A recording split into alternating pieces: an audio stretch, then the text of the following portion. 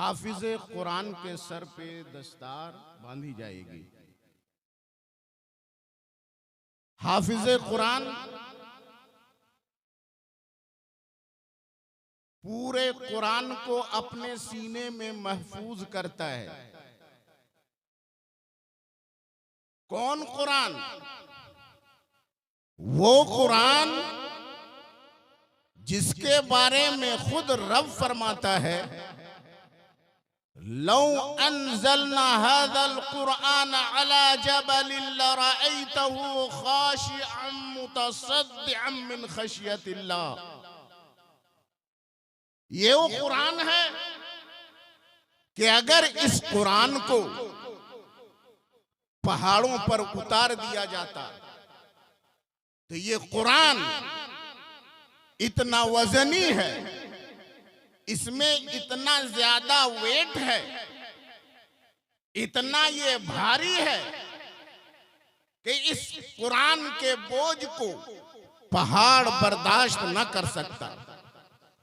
पहाड़ अल्लाह के खौफ से, अल्लाह के इस कलाम के जलाल के असर से रेजा रेजा हो जाता, टुकड़ा टुकड़ा हो जाता। ऐसा सकील भारी कलाम जिसे कुरान ने खुद कौलन सकीला कहा है, ये भारी कलाम है, इसका बोझ पहाड़ बर्दाश्त न कर सकता। जिस कलाम का बोझ पहाड़ बर्दाश्त न कर सके, खौफे खुदा से वो रेजा रेजा हो जाए, लेकिन उसी कुरान को एक 10 साल और 12 साल का बच्चा अल्हम्दुलिल्लाह की अलिफ से लेकर वन्नास के सीन तक अपने सीने में महफूज करता हुआ नजर आता है। ये कुरान जलाल वाला कलाम है, रब्बे जुल जलाल का कलाम है। इसके जलाल को पहाड़ बर्दाश्त नहीं कर सकता, लेकिन एक छोटा सा नाबालिग बच्चा अपने सीने में इसे उतारता हुआ नजर आता है। वजह क्या है मेरे दोस्तों? अल्लाह तबारक व तआला का कलाम तौरात भी है, इंजील भी है, जबूर भी है।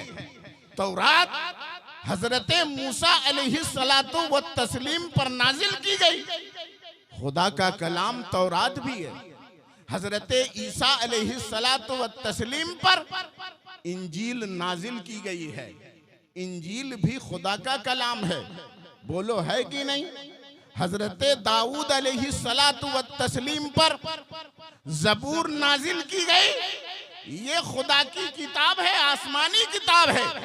खुदा का कलाम जबूर भी है, खुदा का कलाम इंजील भी है, खुदा का कलाम तौरात भी है। लेकिन मुझे बताया जाए तारीख के हवाले से, तौरात उतरी हजरत मूसा पर।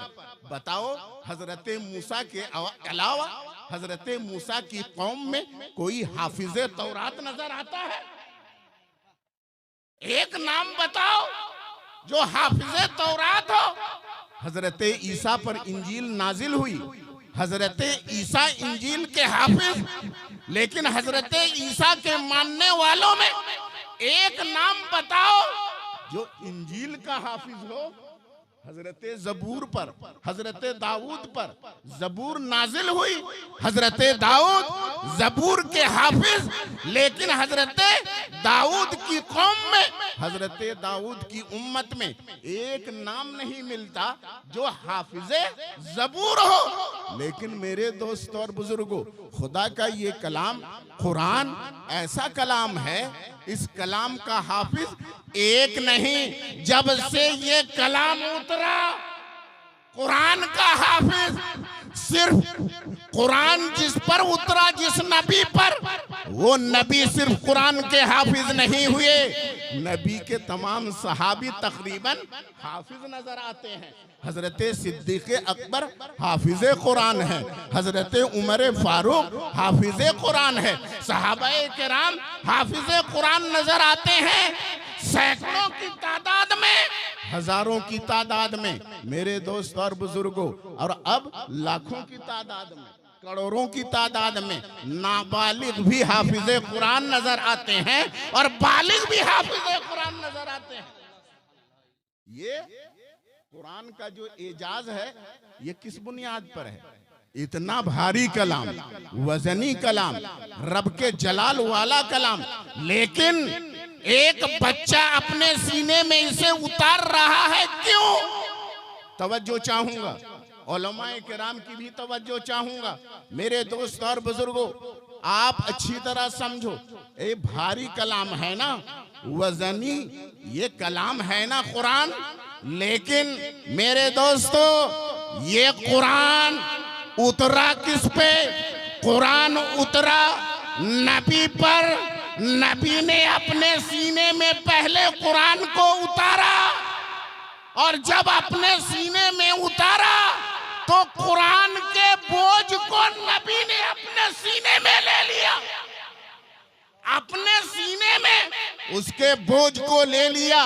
अब जब उम्मत को कुरान मिल रहा है, जब उम्मत अपने सीने में कुरान को महफूज करती हुई नजर आती है, जब एक नाबालिग बच्चा कुरान को अपने सीने में उतारता हुआ नजर आता है, तो कुरान नबी के वास्ते से जब एक नाबालिग बच्चे के सीने में उतरता है तो कुरान वेटलेस होकर के उतर रहा है। अब उसमें सकालत बाकी नहीं रही, उसमें बोझ बाकी नहीं रहा, बोझ को नबी ने हल्का कर दिया। अब जब आ रहा है उम्मत के सीने में, उम्मत के बच्चों के सीने में, तो वो कुरान हल्का होकर के आ रहा है। इसलिए एक बच्चा 30 पारे कुरान को अपने सीने में महफूज करता हुआ नजर आता है। मेरे दोस्त और बुजुर्गों, इसको इमाम बैज़ावी ने एक मिसाल से समझाया है। कुरान अगर डायरेक्ट उतरता, किसी के बस में ये बात नहीं थी, कुरान के एक सूरा को भी अपने सीने में महफूज करता। कुरान की एक छोटी सी सूरत को अपने सीने में महफूज करता।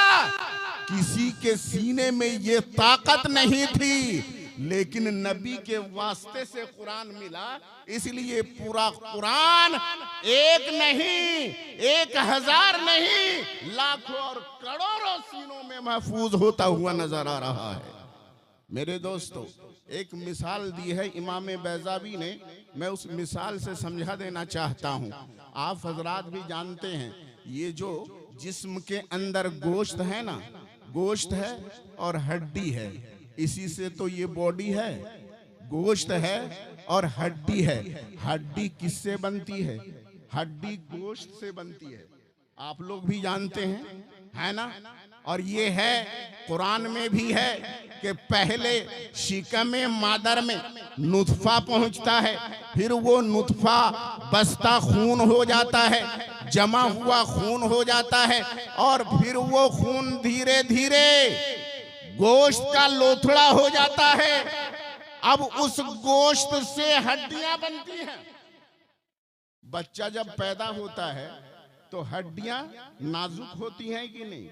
कमजोर होती हैं, और फिर जैसे जैसे वो बड़ा होता है तो हड्डियां मोटी होती चली जाती हैं। जवान होता है, हड्डियां मोटी हो जाती हैं। अब मैं पूछना चाहता हूं, गोश्त से हड्डी बनी, ध्यान से सुनिएगा, गोश्त से हड्डी बनी, गोश्त का मिजाज अलग, हड्डी का मिजाज अलग। गोश्त नरम होता है, गोश्त में गर्मी है, गोश्त में हरारत है, गोश्त में रुतूबत है, वो नरम भी है, गर्म भी है, और उसमें रुतूबत है, तरी है, तरी, उसमें खुश्की नहीं है। तो गोश्त के मिजाज में रुतूबत है, उसके मिजाज में नरमी है, उसके मिजाज में रुतूबत है, तरी है, और हड्डी के मिजाज में सख्ती है। हड्डी सख्त होती है, हड्डी खुश्क होती है, उसमें तरी नहीं होती। हड्डी के मिजाज में खुश्की, हड्डी के मिजाज में सख्ती, वो नर्म नहीं है। मेरे दोस्तों, अब मैं पूछना चाहता हूं, गोश्त का मिजाज अलग है, हड्डी का मिजाज अलग है, लेकिन हड्डी गोश्त से ग़िज़ा हासिल करती है, हड्डी गोश्त से ग़िज़ा लेती है और हड्डी मोटी होती है, लेकिन मिजाज अलग अलग है। ऐसा हो नहीं सकता कि डायरेक्ट हड्डी गोश्त से ग़िज़ा हासिल करे।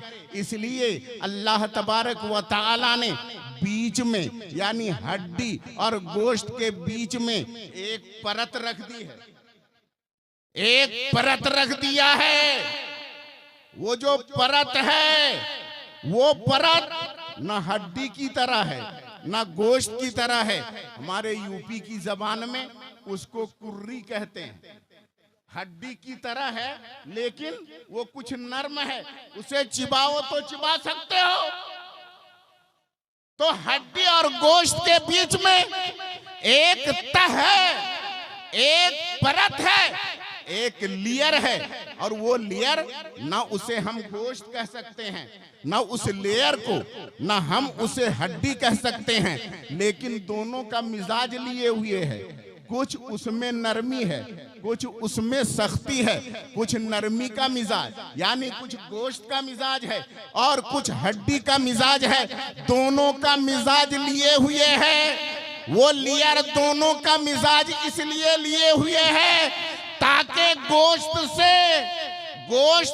ग़िज़ा हासिल करे और हड्डी को ट्रांसफर कर दे।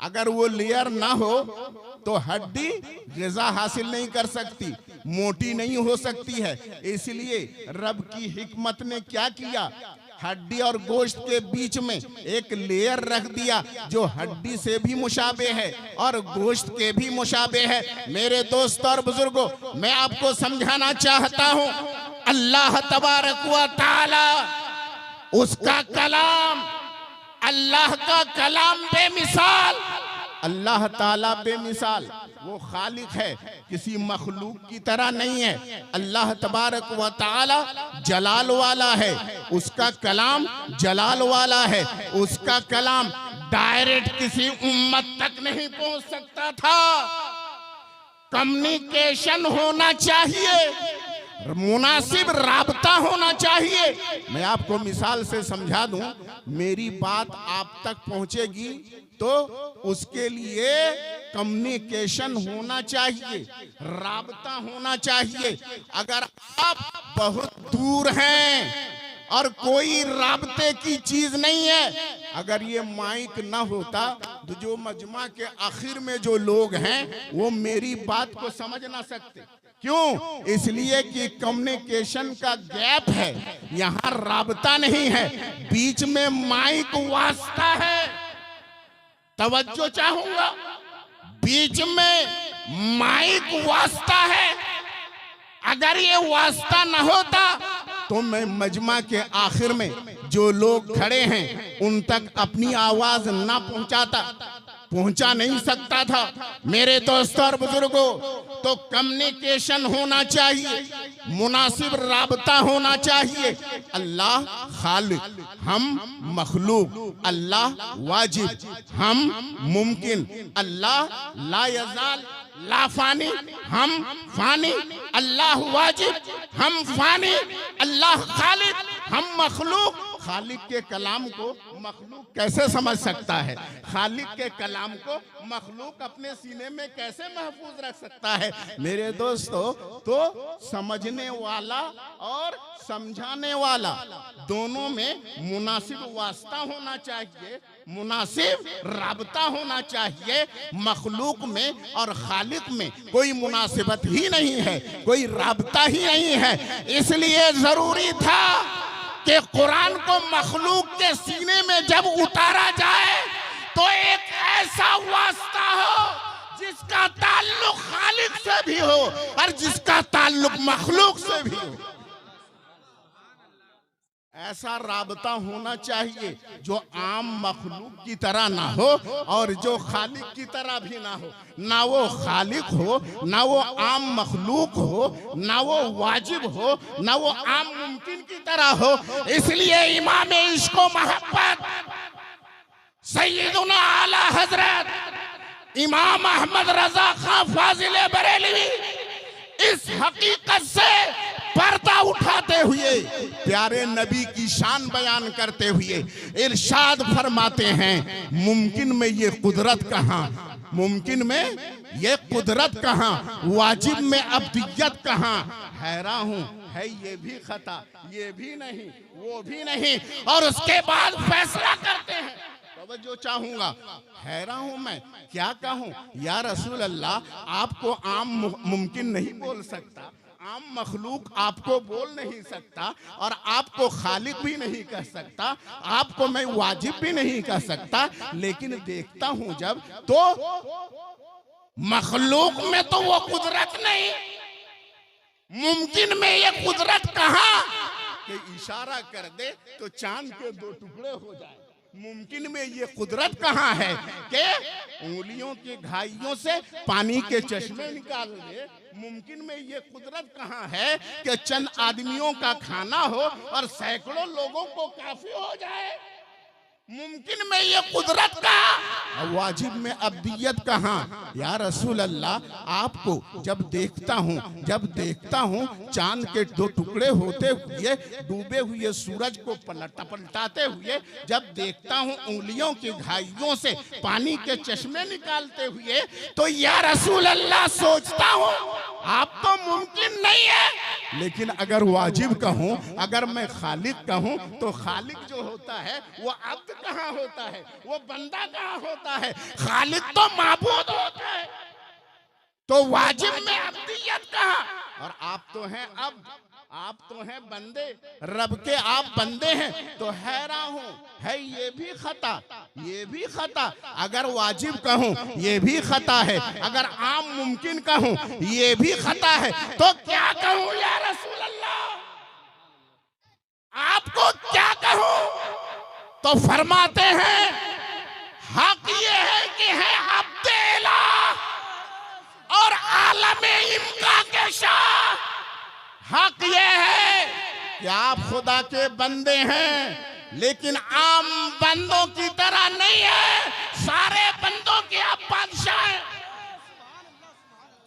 हक ये कि हैं अब्दे इलाह और आलमे इम्का के शाह, बरज़ख है वो सिर्रे खुदा, ये भी नहीं वो भी नहीं, वास्ता हैं आप, सिर्रे खुदा हैं, खुदा के राज हैं या रसूल अल्लाह, बीच के वास्ता हैं आप या रसूल अल्लाह। हक यही है मेरे दोस्त और बुजुर्गों, जब कुरान उतरा, नबी पर कुरान उतरा, तो सहाबा इकराम बयान करते हैं, हजरत अब्दुल्ला इब्ने मसऊद रदियल्लाहु ताला अन्हु बयान फरमाते हैं, एक मर्तबा मैं नबी पाक सल्लल्लाहु ताला अलैहि वसल्लम के साथ सफर की हालत में था, एक जगह पड़ाव था, मेरे आका मेरे जानू पर अपने सरे मुबारक को रखकर आराम फरमा रहे थे। इतने में वही का नुज़ूल होना शुरू हो गया, वही उतरना शुरू हो गई, और ऐसा महसूस हो रहा था कि वही के बोझ से मेरी रान टूट जाएगी।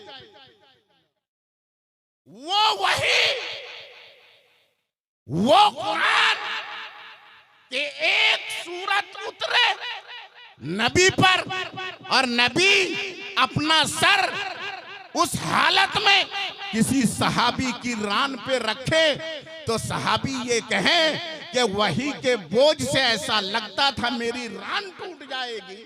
और वो कलाम एक छोटा सा बच्चा, नन्हा सा बच्चा अपने सीने में महफूज कर रहा। मेरे दोस्त और बुजुर्गों, ये क्यों? इसलिए कि नबी के वास्ते से कलाम मिला, नबी के वास्ते से कलाम मिला। अब ये वास्ता आम वास्ता नहीं है, ये जरिया आम जरिया नहीं है। अरे भैया, आप लकड़ी को काटते हो ना, तो ये आरा वास्ता है कि नहीं? आरा वास्ता है, कुल्हाड़ी वास्ता है, लेकिन जैसे ही आपका मकसद खत्म हो गया, अब आरी बेकार है, कुल्हाड़ी बेकार है, अब उसकी जरूरत नहीं है। लेकिन मेरे दोस्त और बुजुर्गों, नबी की जरूरत हर वक्त है। नबी ऐसे वास्ता है, ऐसे वसीला हैं, ऐसा जरिया है कि नबी की जरूरत हर वक्त है। जब तक ईमान वाले रहोगे नबी की जरूरत रहेगी। ईमान वाले जब तक रहोगे नबी की जरूरत होगी। मेरे दोस्तों और बुजुर्गों, और अगर दुनिया में आम तौर पर हलाक नहीं होना चाहते हो, नबी की जरूरत रहेगी। नबी चूंकि हमारे लिए अल्लाह तबारक व तआला के बीच में, मखलूक के बीच में, खालिक के बीच में वास्ता है, और ये वास्ता तमाम रब के फयूज को बंदों तक पहुंचाने वाले हैं। इसलिए जितने भी फयूज मिलेंगे वो सारे फयूज के वास्ता नबी है। तो जो लोग कहते हैं ना कि नबी की जरूरत नहीं है, माज़अल्लाह, हकीकत में वो इस्लाम तक पहुंचे ही नहीं है। हकीकत में इस्लाम तक पहुंचे ही नहीं। मेरे दोस्तों और बुजुर्गों, ये जो है ना, जैसे ही अलिफ लाम मीम एक बच्चा तिलावत करता है, जैसे ही एक हाफिज कुरान हिफ्ज़ कुरान की इब्तिदा करता है, अलिफ लाम मीम ज़ालिकल किताब वो पढ़ना शुरू करता है, तो हदीस पाक में आया है कि जो बच्चा अलिफ लाम मीम की तिलावत करता है तो उसकी तिलावत की बरकत से 40 दिनों के लिए उसके मरहूम बाप की कब्र से अजाब उठा लिया जाता है। मेरे दोस्तों और बुजुर्गों, अलिफ लाम मीम ज़ालिकल किताबु ला रैब फी, मैंने कुरान की आयत तिलावत की। अलिफ लाम मीम एक आयत है, अलिफ लाम मीम। कुछ माना आपके समझ में आया? आपने इसका कोई माना मतलब समझा? बोलिए। हमारे उलमाए किराम से पूछो, आप लोगों ने कुछ समझा? उलमाए किराम क्या कहेंगे? हमने भी कुछ नहीं समझा। चलो किसी मुफस्सिर कुरान से पूछा जाए, आपने कुछ समझा? मुफस्सिर यही कहेगा हमने नहीं समझा। किसी मुहद्दिस से पूछो, आपने अलिफ लाम मीम का माना समझा? वो भी यही कहेंगे मैंने नहीं समझा। और आगे जाओ, अरे किसी और से नहीं, यारे गारे मुस्तफा से पूछ लो, सिद्दीक़ अकबर से पूछ लो कि हुजूर आपको अलिफ लाम मीम का माना मालूम है? हजरत अबू बकर सिद्दीक क्या कहेंगे?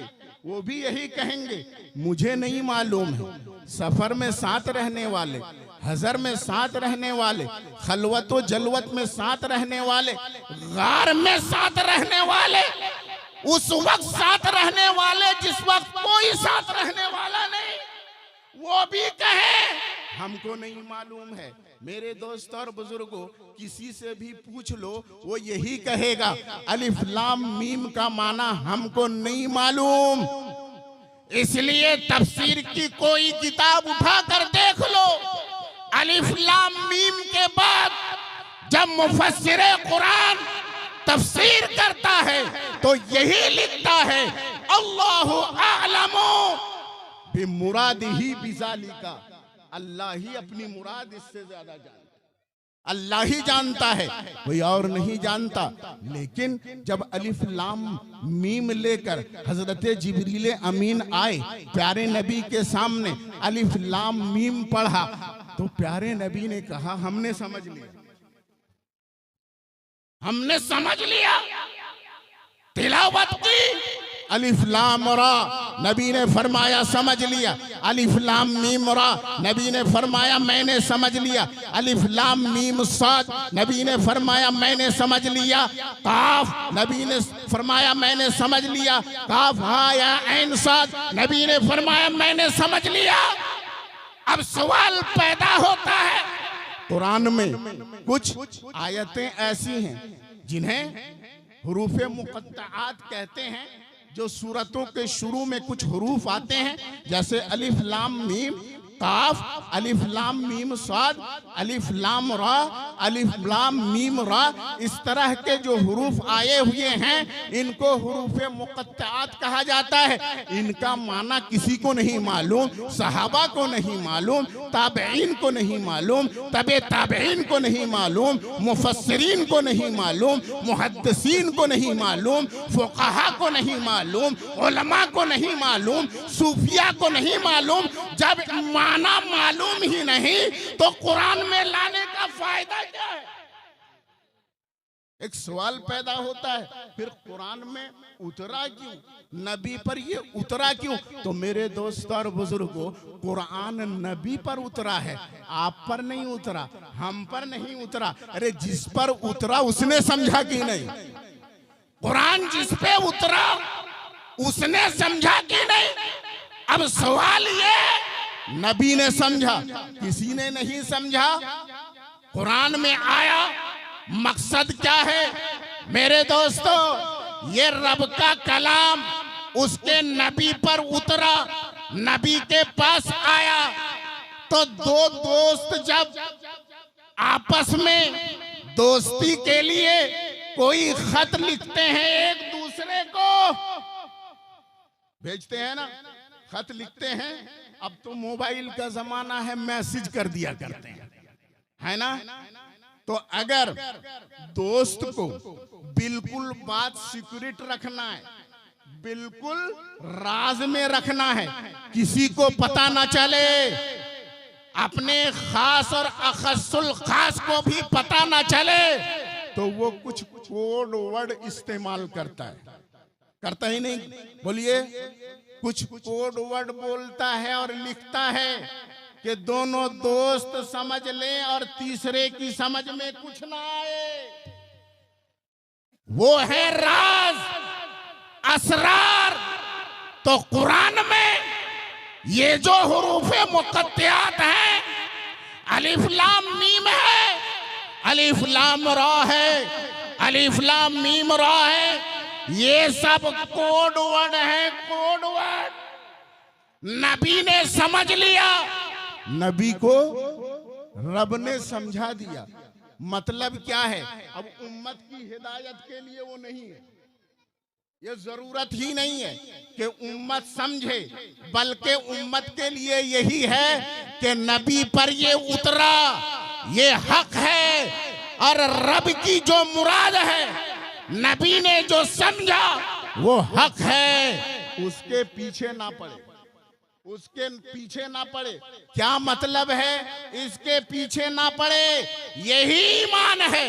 मेरे दोस्त और बुजुर्गों, तो पता ये चल गया कि कुरान में कुछ आयतें ऐसी हैं कि उनका मतलब व मफहूम हमको मालूम है, और कुछ आयतें ऐसी हैं कि उनके मानी और मतलब हमको नहीं मालूम, और हमको उनके बारे में क्या अकीदा रखना है। रब की तरफ से ये है और बरहक है, नबी पर ये आयतें उतरी हैं, नबी ने इनका माना समझ लिया है। मेरे दोस्त और बुजुर्गों, अरे जब सिद्दीक़ अकबर समझ ना सके, उमर फारूक समझ ना सके, बस आखिरी बात अर्ज करके मैं अपनी बात खत्म करूंगा। मैं आपके ज़हनो फिक्र को अपील करना चाहता हूं और आपको जहां मैं ले जाना चाहता हूं, मेरे ख्याल से आप आसानी के साथ पहुंच जाएंगे। कुछ लोग डॉक्टरी की डिग्री लेकर, कुछ किताबों का मुताला करके, स्टडी करके, रामायण का मुताला कर लिया, महाभारत का मुताला कर लिया, कुछ दूसरे धर्मों के ग्रंथों को पढ़ लिया और कुरान की आयतों का ट्रांसलेशन पढ़ लिया अंग्रेजी जबान में, और डॉक्टर फला साहब अब पहुंच गए होंगे, वो कहते हैं कुरान तो आसान है समझने के लिए, कुरान आसान है। कहते कैसे? दलील भी दे दिया कि कुरान में आया, अल्लाह तबारक व तआला ने फरमाया, वलक़द यस्सरनल कुरआन लिज़िक्र, हमने कुरान को आसान कर दिया। कुरान को हमने आसान कर दिया। जब कुरान आसान है, कुरान का समझना आसान है, तो फिर कुरान हर आदमी को समझना चाहिए। हर आदमी को कुरान पढ़ के समझना चाहिए। अरे 8-10 साल तक ये जो दाल रोटी मदरसे के तोड़ने वाले, मदरसे की दाल रोटी तोड़ने वाले जो उलमाए दीन हैं, ये 8 साल 10 साल यूं ही बर्बाद करते हैं। बोलिए, बस चंद किताबों का मुताला कर लेते, ट्रांसलेशन पढ़ लेते, कुरान समझ में आ जाता और भाषण देने लगते, लेक्चर देने लगते। अरे सुन लो, अरे कुरान आसान जरूर है। किसके लिए आसान है? इस गुमराह ने समझा ही नहीं। कुरान आसान है लेकिन उसके लिए है जिस पे उतरा है। कुरान आसान है उसके लिए जिस पे उतरा है। अब उसने समझाया तो हमने समझा, मुफस्सिरीन ने समझा, मुहद्दिसीन ने समझा, अइम्माए दीन ने समझा। समझना आसान है लेकिन जब समझा जाए नबी के वास्ते से, नबी के इश्क के वास्ते से, नबी की मोहब्बत के वास्ते से। वरना क्या कुरान की तफसीर लिखने वाले गुमराह नहीं हुए? बोलिए, हुए कि नहीं? कुरान की तफसीर लिखने वाले गुमराह हुए कि नहीं? मैं नाम ले लूं? बोलिए, ले लूं ना? क्या अशरफ अली थानवी क्या कुरान की तफसीर नहीं जानता था? पढ़ना नहीं जानता था? तफसीर भी लिखती। रशीद अहमद गंगोवी क्या उसने कुरान की तफसीर नहीं पढ़ी थी? खलील अहमद अम्बेडवी क्या कुरान की तफसीर नहीं पढ़ी थी?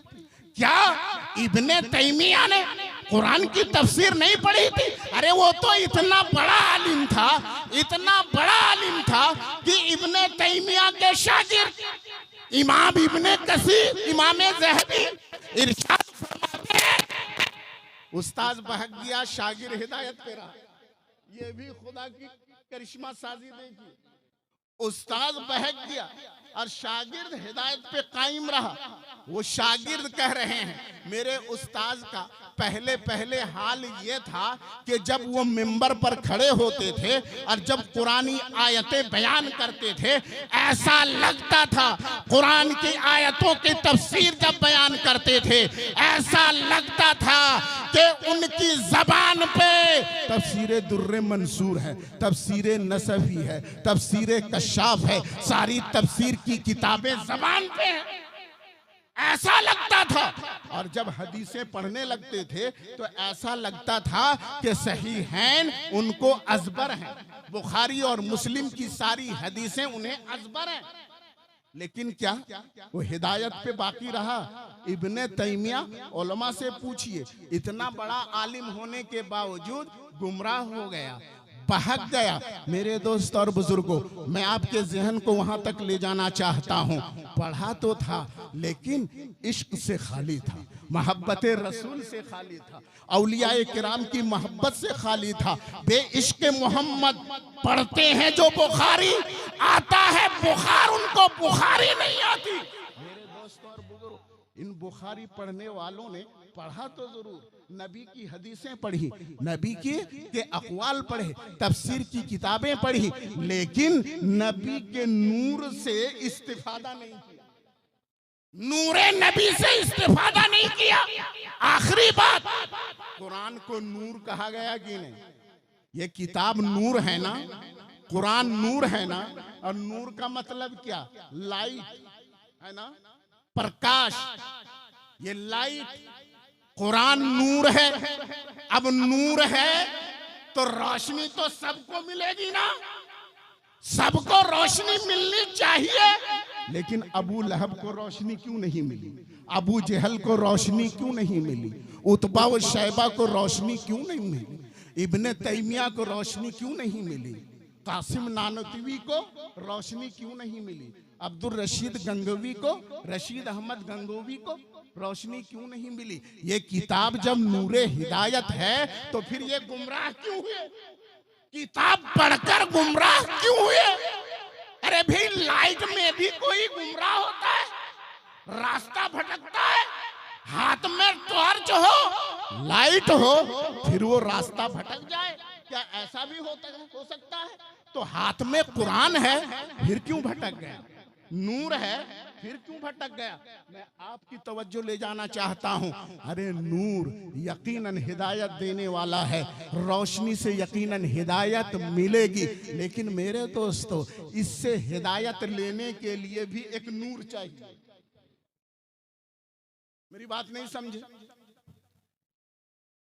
नूर से हिदायत लेने के लिए, रास्ता देखने के लिए भी एक नूर चाहिए। अंधे के हाथ में टॉर्च दे दो, क्या रास्ता देखेगा? बोलो, देख पाएगा भाई?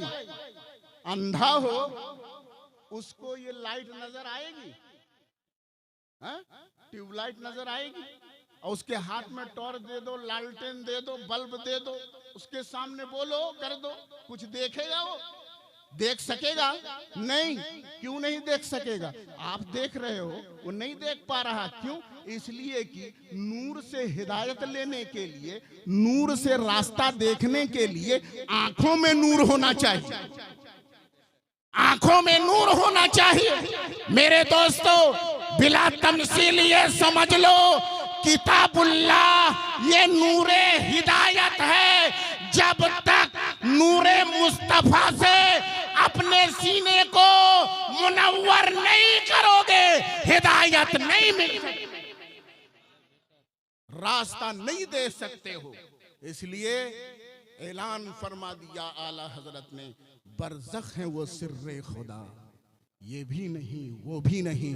मेरे दोस्त और बुजुर्गों, मौला तबारक व तआला हम सबको सच्चा आशिक रसूल बनाए, औलियाए किराम का सच्चा पक्का आशिक बनाए, उनके कहे हुए पर अमल करने की तौफीक अता फरमाए, उनके रास्ते पर चलने की तौफीक अता फरमाए। व आखिरु दअवाना अनिल हम्दुलिल्लाहि रब्बिल आलमीन। अस्सलामु अलैकुम व रहमतुल्लाह।